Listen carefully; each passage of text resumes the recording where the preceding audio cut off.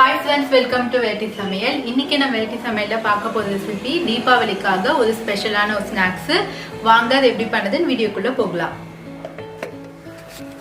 Friends, இப்போ wing முறுக்குக்கு என்னென்ன தேவையான பொருட்கள் நம்ம பார்க்கலாம். நான் 1 கப் அரிசி மாவு எடுத்துருக்கேன். நீங்கள் ரொம்ப அதிகமாக போட்டு செய்ய வேண்டாம், ஏன்னா இது செய்யறதுக்கு கொஞ்சம் வேலைப்பாடு கஷ்டம். அதுக்காக நீங்கள் கொஞ்சம் கொஞ்சமாக செஞ்சு பார்த்துக்கோங்க.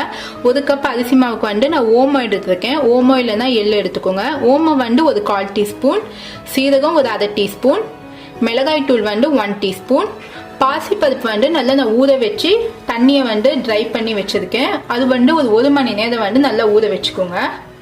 எண்ணெய் ஒரு 1 டேபிள் ஸ்பூன் எண்ணெயில் தான் நீங்கள் நெய் கூட ஆட் பண்ணிக்கலாம். வாங்க எப்படி சமைக்கலான்னு பார்க்கலாம். ஃப்ரெண்ட்ஸ், இந்த மாதிரி ஒரு அகலமான பாத்திரம் எடுத்துக்கோங்க. இதில் 1 கப் அரிசி மாவுக்கு 1 கப் தண்ணி எடுத்துக்கோங்க. இப்போ நம்ம ஸ்டவ் ஆன் பண்ணிக்கலாம். ஸ்டவ் ஆன் பண்ணிட்டு இந்த சீரகம் எல்லாமே நம்ம ஆட் பண்ணிடலாம்.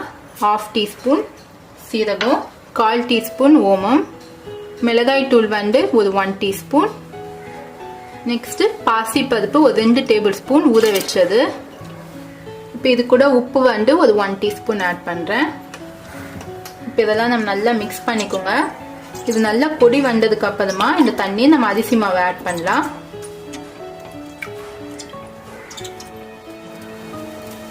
ஃப்ரெண்ட்ஸ், பெருங்காயத்தூள் ஒரு பிஞ்ச் ஆட் பண்ணிக்கோங்க. இப்போ இதெல்லாம் நல்லா மிக்ஸ் பண்ணிக்கலாம். இது முன்னாடியே பெருங்காயத்தூள் ஆட் பண்ணலாம்.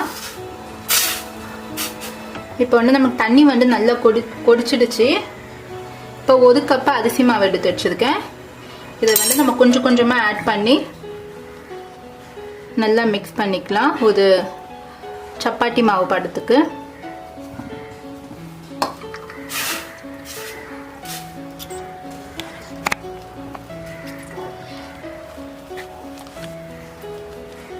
இப்போ நான் லோ ஃப்ளேமில் தான் வச்சுருக்கேன். இன்னும் கொஞ்சம் உங்களுக்கு மாவு பிசையறதுக்கு தண்ணி ஆட் பண்ணோம்னா பண்ணிக்கலாம். ஏன்னா நீங்கள் ஸ்டார்டிங்கில் நிறைய தண்ணி ஆட் பண்ணிட்டீங்கன்னா உங்களுக்கு மாவு தண்ணி ஆகிடும். இப்போ இதை நல்லா மிக்ஸ் பண்ணிக்கலாம். இப்படி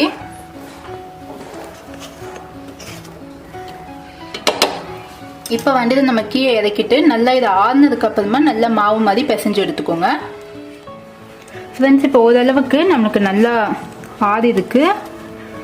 கொஞ்சம் வெதன்னு அந்த ஸ்டேஜ்லேயே நீங்கள் மாவு பிசைய ஆரம்பிச்சிடுங்க. இப்போ நான் 1 டேபிள் ஸ்பூன் எண்ணெய் எடுத்திருக்கேன். இதில் ஆட் பண்ணிக்கலாம். ஆட் பண்ணி நல்லா பிசைஞ்சுக்கோங்க. இந்த முறுக்குக்கு நம்மளுக்கு முறுக்கு குழாலாம் தேவைப்படாது. நம்ம கையிலேயே தான் இந்த ரவுண்ட் ஷேப் நம்ம பண்ண போதும்.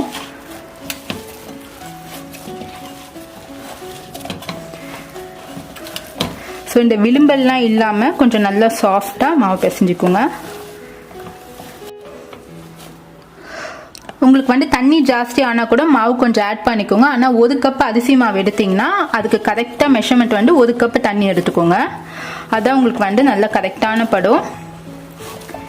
இப்போ பாருங்கள், நம்ம நல்லா சாஃப்டாக இது பண்ணியாச்சு. இந்த மாதிரி குட்டி குட்டி பால்ஸாக நீங்கள் எடுத்து பார்த்து சும்மா இப்படி கையில் இப்படி இப்படி பண்ணி பாருங்க. இதை லைட்டாக இப்படி ரொட்டேட் பண்ணோம்னா நம்மளுக்கு விங்கு முறுக்கு ரெடி ஆயிடும். ஸோ இந்த மாதிரி படம் வரும்போதும் நம்மளுக்கு இந்த சைடெல்லாம் விளிம்பல் இல்லாமல் நல்லா பர்ஃபெக்டாக வந்துருக்கு பாருங்க. ஸோ இதே மாதிரி நம்ம எல்லாமே ரெடி பண்ணி வச்சுக்கலாம்.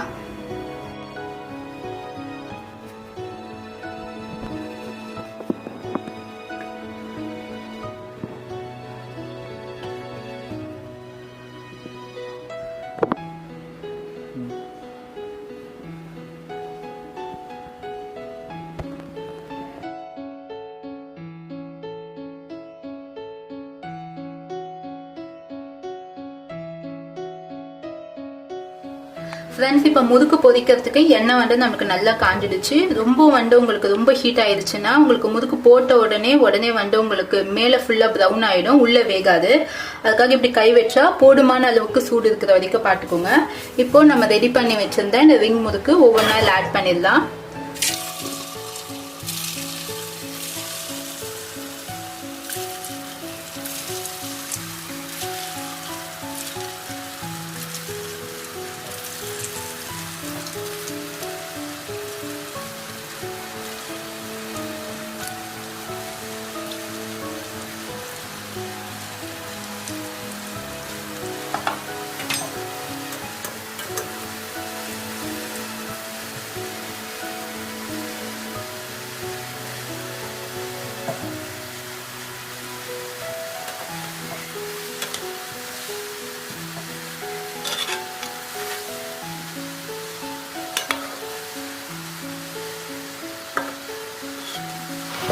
கொஞ்சம் மீடியம் ஃப்ளேமில் வச்சு குக் பண்ணுங்கள். அப்போ தான் நமக்கு இன்சைட்லாம் வந்து நல்லா குக் ஆகி கிறிஸ்பியாக வரும். முறுக்கு வந்து நமக்கு நல்லா கிறிஸ்பியாக ஆகிடுச்சுன்னா அது எப்படி தெரிஞ்சுக்கிறதுனா, இந்த எண்ணெயோட சலசலப்பு வந்து நம்மளுக்கு குறைஞ்சாதான் முறுக்கு வந்து நல்லா நம்மளுக்கு கரெக்டாக ரெடி ஆகிடுச்சுன்னு அர்த்தம். ஸோ இந்த சலசலப்பு நிற்கிற வரைக்கும் இது நல்லா வந்து குக் ஆகட்டும். ஃப்ரெண்ட்ஸ், இப்போ லைட்டாக வந்து டர்ன் பண்ணி போட்டுக்கோங்க. நமக்கு ஃபஸ்ட்டு பாட்டதோட இப்போ அந்த எண்ணெயோட சலசலப்பு கொஞ்சம் கம்மியாக இருக்குது. இன்னும் கொஞ்சம் நேரம் நம்மளுக்கு நல்லா குக் ஆனால் போதும்.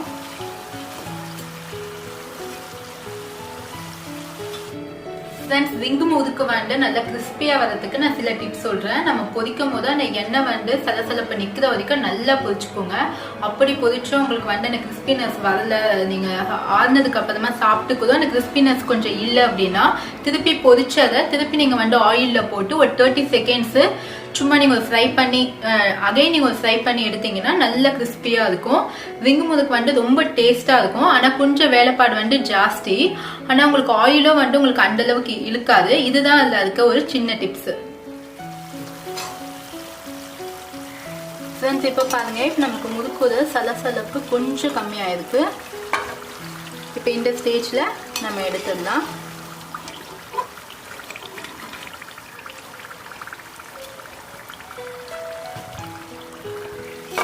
இப்போ நம்மளுக்கு இப்படி போடும் போதவே நல்ல ஒரு சவுண்ட் வருது பாருங்க. அதுலேயே வந்து நம்மளுக்கு நல்ல முறுக்கு கிறிஸ்பியாக வந்துருக்கு நல்லா தெரியும்.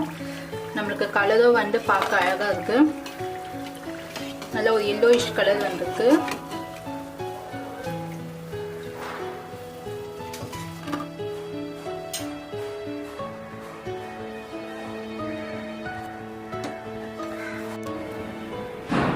ஃப்ரெண்ட்ஸ், இப்போ வந்து நம்மளுக்கு ரிங் முறுக்கு நல்லா சூப்பராக ரெடி ஆயாச்சு. நல்லா நம்மளுக்கு கிறிஸ்பியாகவும் இருக்குது. இங்கே பாருங்கள், நல்லா கிறிஸ்பியாக இருக்குது. ஃப்ரெண்ட்ஸ், கண்டிப்பாக இந்த ரெசிபி நீங்கள் ட்ரை பண்ணி பாருங்கள். உங்களுக்கு இது ரொம்ப ஈஸியாக இருக்கும். நீங்கள் வீட்டில் ட்ரை பண்ணும்போதும் உங்களுக்கு ஏதாவது இதில் வந்து சந்தேகம் ஏதாவது இருந்துச்சுன்னா எனக்கு கமெண்ட் செக்ஷனில் கமெண்ட் பண்ணுங்கள். இதான் என்னோட சேனலை ஃபர்ஸ்ட் டைம் பார்க்குறீங்கன்னா என் சேனலை வந்து சப்ஸ்கிரைப் பண்ணிக்கோங்க. பக்கத்தில் இருக்க பெல் பட்டனை கிளிக் பண்ணிக்கோங்க. லேட்டஸ்டான வீடியோஸை நீங்கள் உடனடியாக பார்க்கலாம். சுவையான உணவுடன் ஆரோக்கியமான வாழ்வு. தேங்க்யூ.